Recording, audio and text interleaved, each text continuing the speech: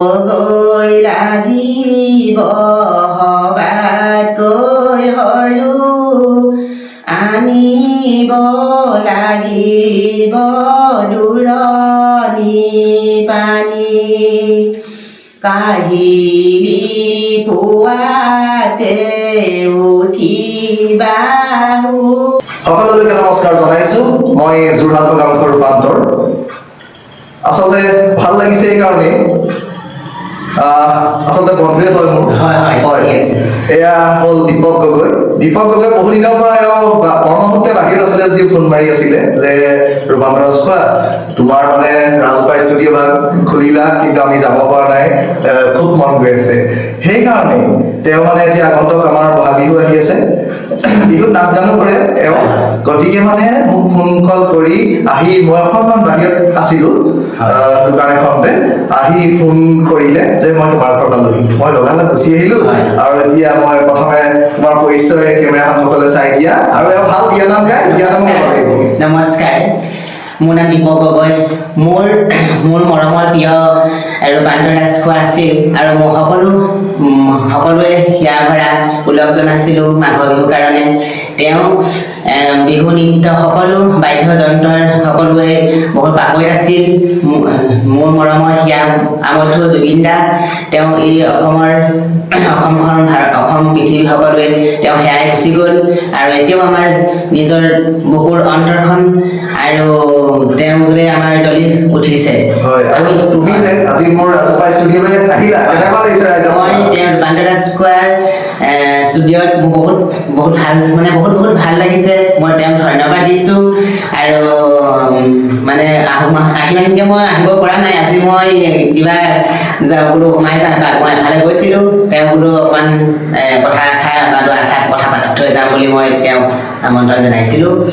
তাকে মই আৰু এনে মানে তোমাৰ ষ্টুডিঅ'ত বিয়ানাম গাম বুলি মই আগবাঢ়িছোঁ। হয় ভাল লাগিব। উলিয়াই দিম নেকি? উলিয়াই দিবা।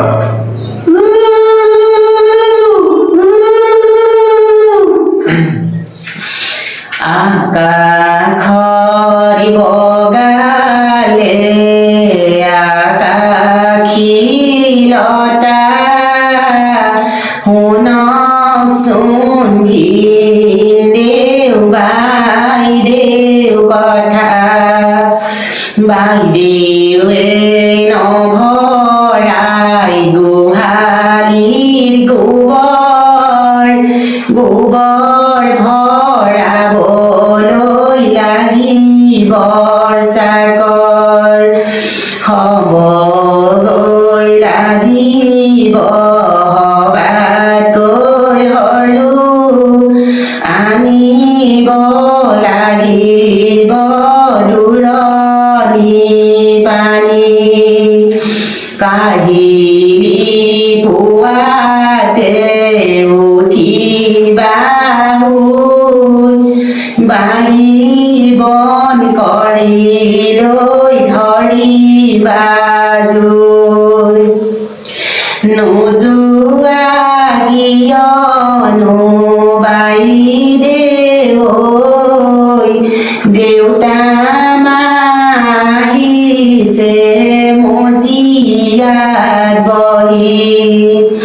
চাহ জলপান খাবা গৈ বোৱাৰী চাহ, দেউতাই মাতিছে মিনতি বুলি।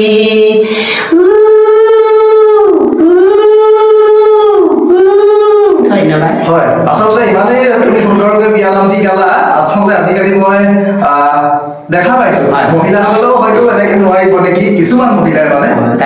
পানী লাগি আছে, মই ভালদৰে জনা নাই বাৰু, পানীটো লাগি আছে, অকণমান বেয়া হ'বও পাৰে। হয়, আৰু যদি তুমি পাৰা, যদি মনত আছে অকণমান খুব চমুকৈ হ'লেও বিহু নাম এখানি গাই দিবা নেকি, যিহেতু আগন্তক মানে বহাগ বিহু আহি আছে। বহাগৰে কুলি কেতেকী বিনা মাতে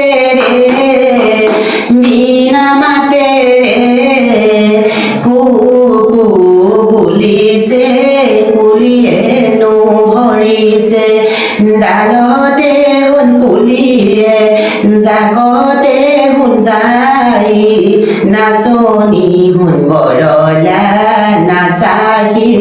নাচনী পেপাৰে ঐ মাতৰে ঢোলৰে ঐ চাপৰত নাচনী গুণ নাচিবৰ মন যায় ঐ নাচনী গুণ মন যায় ঐ।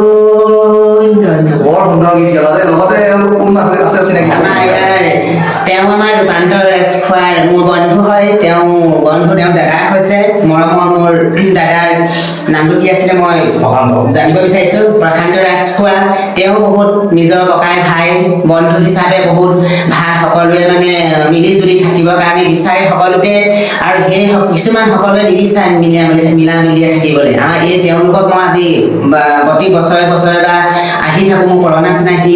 তেওঁ আমি বহুত ভাল লাগিলে, মাকো আজি বহুত ভাল লাগিলে মানে কথা পাতি।